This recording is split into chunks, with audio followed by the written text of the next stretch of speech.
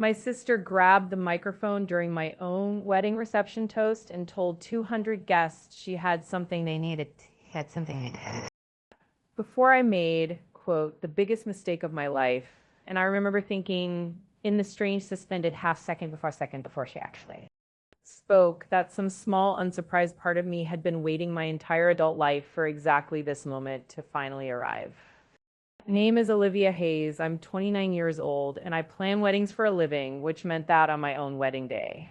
I was standing in a reception hall I had personally walked through a dozen times for other people's happiest nights, watching my sister Renee lift a microphone out of the best man's hand with the same casual confidence she had used to take almost everything else in my life since we were children. I want to take you back, though, because a moment like that never actually starts. On the day it explodes, it starts months earlier, quietly, the way water finds the smallest crack in a foundation along the foundation.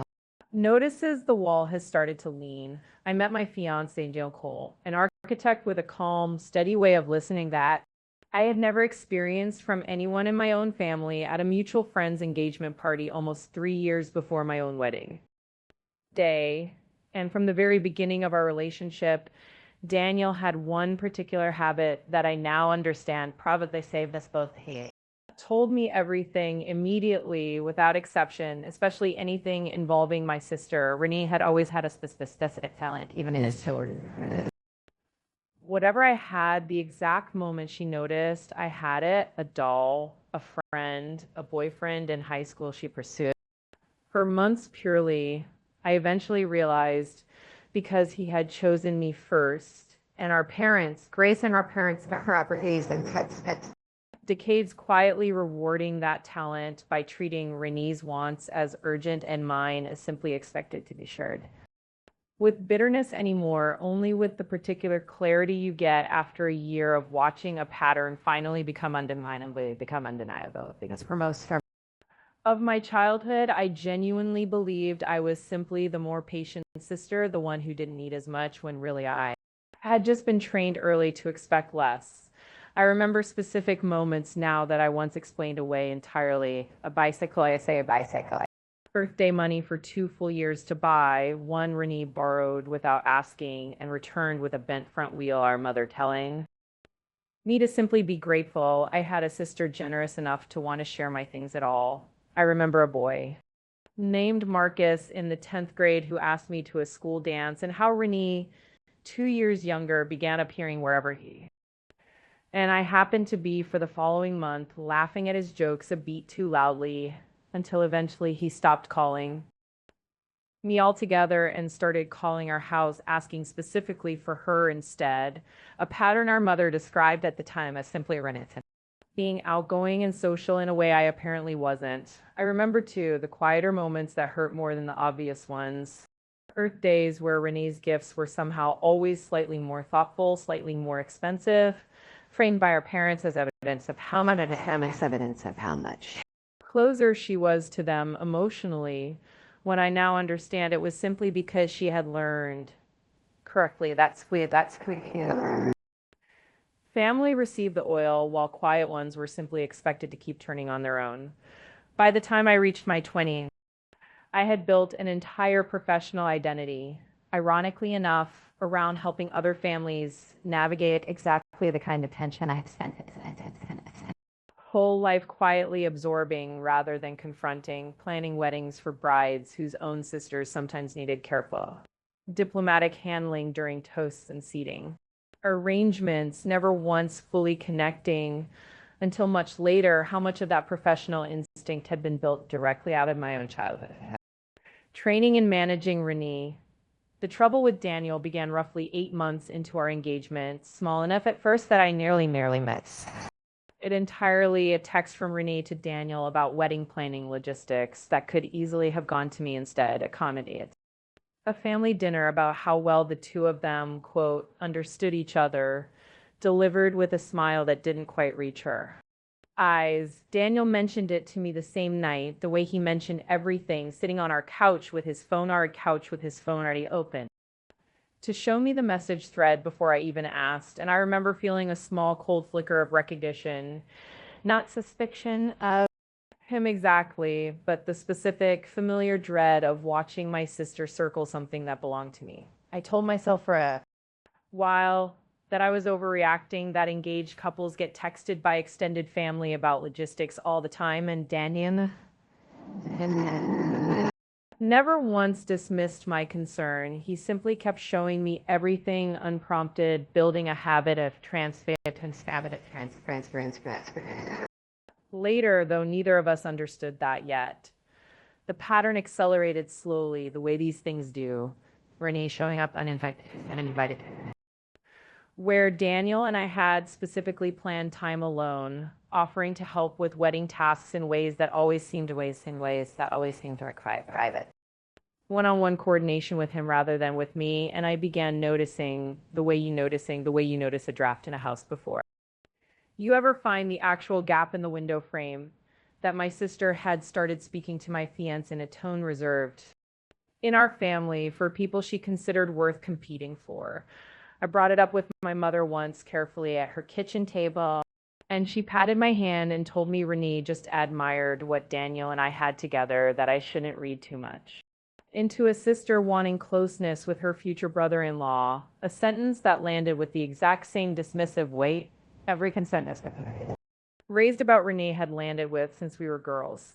It was around this same period that I learned something about our families, something finances that added a layer to this entire story I hadn't previously understood, a detail my grandmother I let slip almost accident, afternoon while we sat together reviewing wedding invitations at her kitchen table that our late grandfather's estate had included funds set aside decades earlier to be released to whichever granddaughter married first, structured that way, Grandma Iris explained because my grandfather old-fashioned ideas about rewarding stability and believed the money would help a young couple start their life together properly.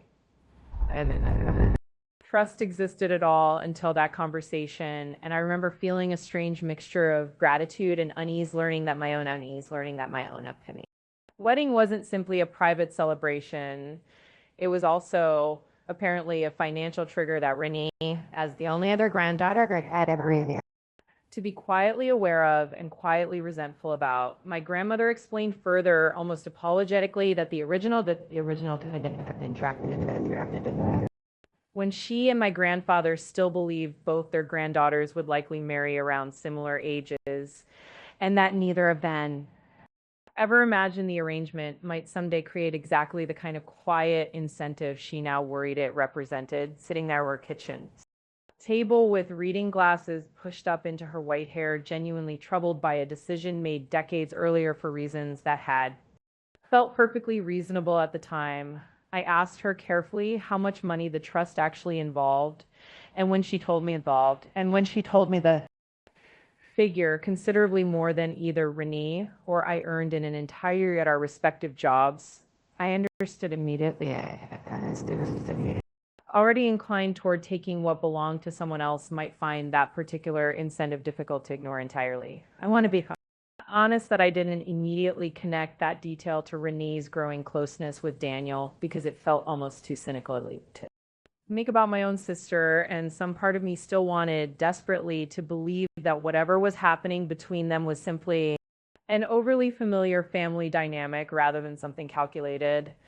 The turning point came 4 months before the wedding, when Daniel came home from what he told me had been a work happy hour, visibly unsettled in a way I had rarely seen from him, and sat me down at our kitchen table before I even had my coat off, telling me he needed to show me something immediately rather than let it sit overnight. He had received a text from Renee that afternoon claiming she needed to talk to him urgently and privately about, quote, something important regarding the wedding that she didn't want to bring to me directly, because she didn't want to worry me unnecessarily, and she had asked him to meet her at a hotel bar downtown rather than anywhere near our apartment or her own home, a request specific enough that Daniel told me it had made him uneasy the moment he read it. To his enormous credit, Daniel had not gone alone or quietly. He had suggested instead that they meet public and simple, a coffee shop near his office, and had immediately screenshotted every message in the exchange before remessage in the exchange with habit. I would come to be endlessly grateful for in the months that followed. When he arrived at the coffee shop, Renee had seen. Disappointed by the change of location, he told me, and had spent most of the conversation not discussing any actual wedding logistics. All, but instead telling him in increasingly personal terms that she worried he and I weren't truly compatible, that she understood. Ways she didn't think I fully did, language that Daniel recognized immediately, he said as something closer to a confession than concern.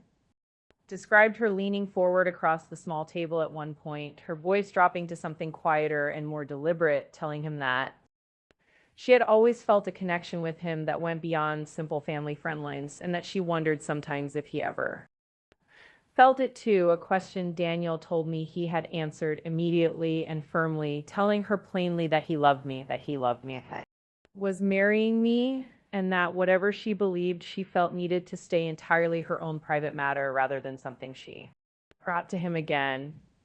He had ended the conversation as quickly and as kindly as he could, driven straight home, and told me everything before he had even taken off his jacket, showing me the original text, the screenshots of their coffee shop conversation that he had discreetly typed into his notes app in the bathroom immediately afterward while the details were still fresh, and the exact time and location data from his phone confirming everything. I sat with that information for a long time that night, the particular stillness that comes right before you finally admit something to yourself that some part of you has known for months.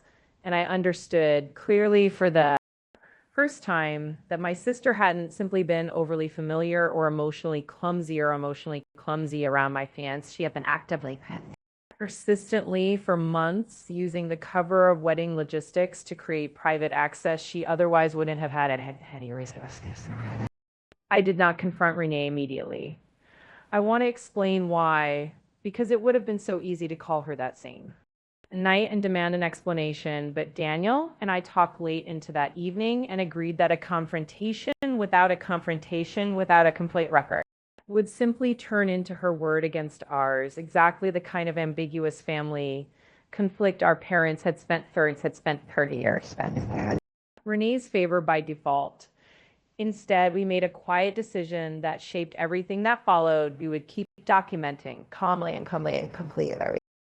Future contact, Renee attempted, the same instinct for careful, patient evidence gathering that I now recognize runs through every difficult chapter family has ever produced. Over the following weeks, I began quietly saving every message, Renee sent Daniel, every comment she made. Family gatherings, every small, seemingly innocent request for private time with him, cross-referencing dates against the actual wedding planning tasks she claimed to be discussing, and the pattern that emerged was almost clinical in its clarity. Nearly every private request she made that Daniel had. No genuine wedding-related purpose at all once you checked it against our actual vendor timeline and planning documents. Through old planning emails that Renee had also quietly contacted our florist 3 weeks earlier, claiming to be relaying a change from me. Altering our carefully chosen centerpiece order to a significantly cheaper and visually plainer arrangement. It changed the florist had only been an exchange. She happened to call me directly to confirm a delivery detail that didn't match anything I remember approving. Desk at work that afternoon, the florist's voice cheerful and apologetic on the other end of the line, casually on the other end of the line. So glad I had called to confirm the new arrangement myself, since the message she'd received had come through slightly garbled. Wanted to be absolutely certain before finalizing an order this close to the wedding date. I told her, carefully keeping my own voice steady, that I hadn't sent any message at all about changing the centerpieces, and there was a small pause on the line before. She offered, a little uncertainly, to simply read me the voicemail she had saved rather than try to explain it secondhand. When I called the florist back to investigate, she read me the voicemail Renee had left, claiming the changes were, quote, but was too stressed to call herself. and I sat in my car in a parking lot listening to my sister's voice quietly. Rewriting my own wedding without my knowledge, a small, almost bureaucratic sabotage that somehow disturbed me more than anything else that had happened. Up to that point, there was something about the sheer mundanity of it, the fact that Renee hadn't chosen some dramatic act of sabotage, but rather a quiet, easily deniable phone call about flowers that made the whole pattern suddenly feel less like sibling rivalry. More like something closer to a deliberate, ongoing campaign being waged just below the surface of every interaction we had for months. Saved that voicemail, screenshotted the email correspondence, and began keeping a private folder of everything, dates, times, exact wording, the same copy. Instinct that seems to run in families like mine whenever love turns out to require more caution than anyone wants to admit. It does. 3 weeks before the wedding, my grandmother Iris called me with something that reframed the entire situation once again. She had recently updated her own private notes about the marriage trust after a strange phone call from Renee asking oddly specific questions about exactly when trust funds typically released relative to a wedding date. Questions Grandma Iris said had struck her as unusually detailed. A sister simply curious about family history. I asked my grandmother directly whether she believed Renee might have a financial motive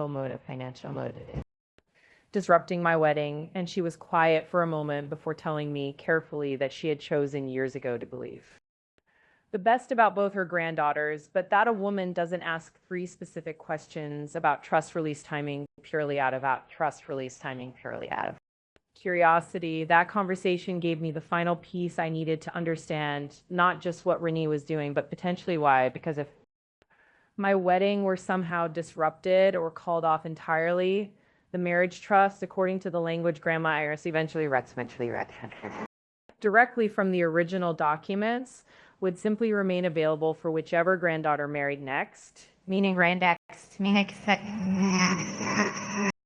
only if my own wedding never actually happened. I want to be honest that understanding a possible financial motive didn't make of this easier to sit with. It made it harder because it meant my sister's interest in my fiancé likely wasn't purely emotional. Or competitive in the way I had assumed growing up. It may have been, at least in part, a calculated attempt to remove an obstacle standing between her and money she believed she was entitled to. Daniel and I made a decision together in those final weeks that I still stand behind completely. We would not cancel the wedding. We would not confront Renee privately before the event. Risk her simply denying everything to our parents in a private conversation with no witnesses and no documentation on the table. We would proceed exactly as planned, and if Renee chose to escalate publicly, which some instinct told both of us she eventually would, we would be ready with a complete, undeniable record rather than a defensive reaction. I hired an assistant coordinator I trusted completely. Day itself, a woman named Priya, who had worked with me on dozens of events, and quietly briefed her on the situation. Her to keep a phone recording running discreetly near the head table during toasts, not out of any dramatic expectation exactly, but out of the same instinct that makes a good event planner prepare for every possible complication, regardless of how unlikely it seems. To the entire story over coffee one afternoon a few weeks before the wedding without a single flicker of judgment on her face, the particular professional calm of a woman who had spent a decade helping brides manage difficult families long before one of her cases. And when I finished, she simply asked what I needed from her. No commentary, no unnecessary practical question that made me love her a little for how steady she made the entire plan feel. We spent that same afternoon working through exactly how the recording setup would function, where she would stand, how she would retrieve the tape with the screenshots. If the moment ever actually arrived, running through it the way I imagine a stage manager runs through cues for a show she genuine. Hopes nothing ever goes wrong during. I remember telling her near the end of that conversation that some part of me still hoped all of this preparation would turn out to be unnecessary, that Renee would simply behave herself and the wedding would unfold. Exactly the way every other couple's wedding I had ever planned unfolded, ordinary, joyful, uneventful, and Priya had told me gently about it. Hoping for the best while preparing for the worst wasn't pessimism. It was simply good planning, the exact same principle I had built my entire career around for other people's weddings without ever imagining I would need to apply it quite so literally to my own, quite so literally to my own. The morning of the wedding arrived clear and bright, the venue exactly as beautiful as I had helped dozens of other brides make their own venues, string lights strung through the garden arbor, round tables set with the centerpieces I had personally reconfirmed. The florist, after catching Renee's earlier interference, 200 guests arriving in their best clothes to celebrate a day that's spent for years quietly documenting evidence for instead of simply purely anticipating. I remember sitting in a small getting room, remember that morning. Stylists worked in comfortable silence around me, running through the entire folder of evidence one final time on my phone, not out of paranoia exactly, but the same methodical instinct that makes any good planner walk a venue one last time before doors open, checking that every contingency has a plan attached to it, even if that plan never ends up being needed. Priya arrayed earliest, weeks before, and I remember the quiet, steadying look she gave me as she confirmed the small recording setup near the head table. Both of us understanding without needing to say it aloud that we were hoping, genuinely hoping, that none of it would ever be necessary. My mother came into the suite an hour before the ceremony to help me into my dress. Watching her carefully fasten the small buttons along my back, I let myself imagine, just briefly, that perhaps this entire year of quiet dread had been unnecessary, that Renee had simply decided, in the end, to let this one day belong entirely to me,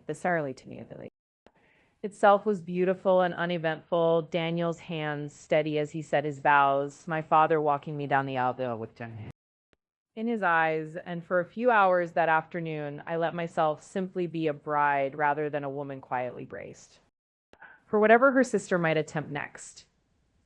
The reception moved through dinner smoothly, the best man's toast warm and funny, my own father and funny. Toast bringing half the room to happy tears, and I remember relaxing slightly as the evening wore on, wondering if perhaps Renee had decided, after everything, simply to let the day belong to me the way it should have from the beginning. Then, just as the toasts were winding down and the room was settling into the easy warmth of dessert being served, Renee stood up from her seat at the family table, walked calmly toward the head table, and reached for the microphone still resting in the best man's hand.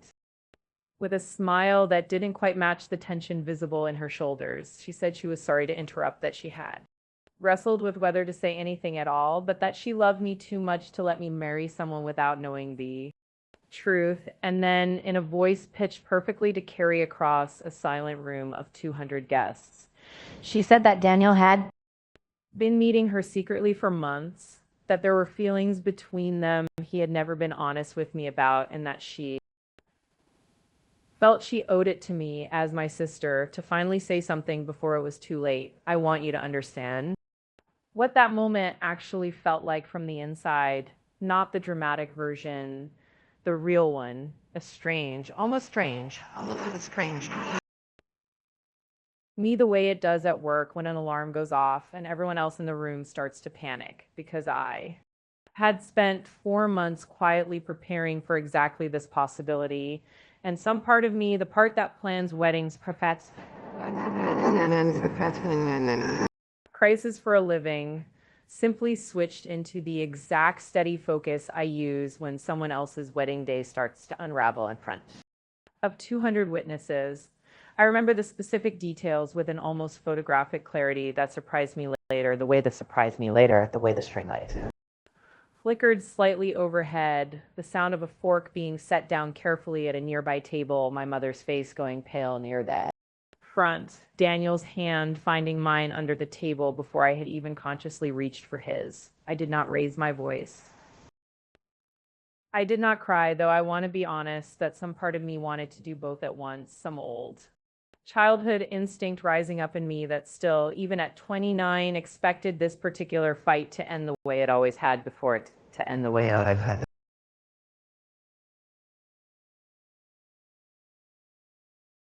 That followed her accusation, whether she was referring to the meeting Daniel told me about himself. The same night it happened, so. Ago at a coffee shop rather than the hotel bar she had originally requested. Her face did something small and involuntary, a flicker of surprise that told me more clearly than any document could have that she had genuinely believed no one but her and Daniel would ever know the specific details of that particular evening, and I watched that flicker travel across her expression the exact way.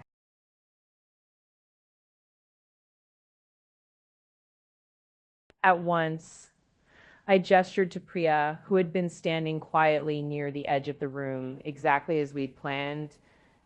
Brought over a small tablet already displaying the screenshots Daniel had taken that same night, the original text asking him to meet privately.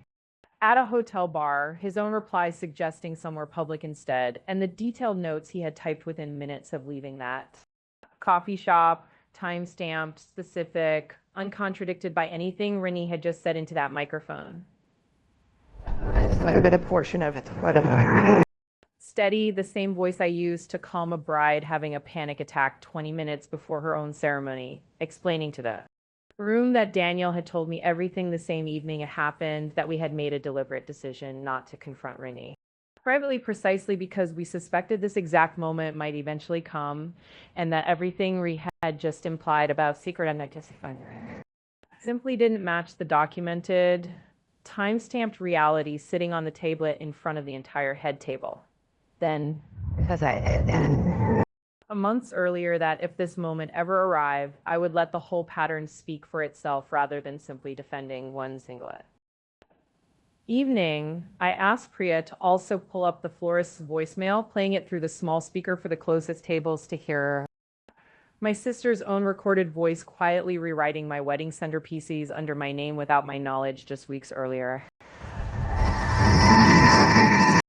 Hand rise slowly to her mouth. I watched my father's jaw tighten in a way I had genuinely never seen erected before in my entire life. And I watched my grandmother Iris, seated at the family table, nod slowly to herself in the way of a woman confirming something she had already begun quietly suspecting on her own. I did not mention the trust publicly that night, partly out of respect for my grandmother's privacy and partly because I understood, even in that charged moment, that accusation of a financial motive in front of 200 wedding guests would tip the entire evening from a necessary correction into something closer to a public execution, and that wasn't the kind of bride or the kind of sister I wanted to become on the one night I would remember for the rest of my life. Instead, I simply said, quietly enough, that only the nearest tables could fully hear it, that I loved my sister, that I hoped someday she found whatever it was she had actually been looking for in all of this, but that tonight belonged to Daniel and me, and I asked Priya gently to help Renee find somewhere to sit down while the band started playing again exactly on schedule, because I had also decided months earlier that whatever Renee tried, the evening itself was not going to be handed over to her. Renee left the reception within the hour, my parents following shortly after. In a state of quiet shock I had genuinely never seen from either of them before, and I remember dancing my first dance. With Daniel less than 30 minutes after the entire incident, both of us slightly numb, but strangely delighted. After successfully navigating a crisis you had spent months quietly preparing for without ever fully believing it actually arrived. That followed the wedding. My parents finally had the conversation with Renee that I suspect they should have had years earlier about a lifetime pattern of taking whatever belonged to her sister rather than building anything fully her own. And while I wasn't in the room for that particular conversation, my mother called me afterward, her voice smaller than I had ever heard it, to tell me she was sorry, genuinely sorry for 30 years of treating my patience as permission rather than as something that deserved real protection. She told She had spent that entire drive home from the reception replaying decades of small moments she had always explained away. The bicycle. The boy in 10th grade, birthday after birthday of quietly rewarding whichever daughter demanded the most attention. And that watching Renee stand up, watching. At that microphone had finally made an entire lifetime of small choices impossible to keep excusing. My father, a quieter man by father, man by nature, sent me a short message a few days later that said simply that he was proud of how I had handled everything and that he wished more than he could easily put into words that he had paid closer attention decades earlier when it might have actually changed something. My grandmother Iris eventually restructured the marriage trust entirely, converting it into future grandchildren, regardless of marital status, a decision she told me privately felt like the only way to remove my for exactly the kind of behavior it had apparently, if only partially encouraged. She called me one evening. Me, the updated language over the phone, her voice steady but tired in the particular way of someone correcting a mistake she wished she had caught decades earlier. And she told me she hoped, whatever else came of all of this, that no future granddaughter in our family would ever again feel that a wedding day carried a financial prize attached to it.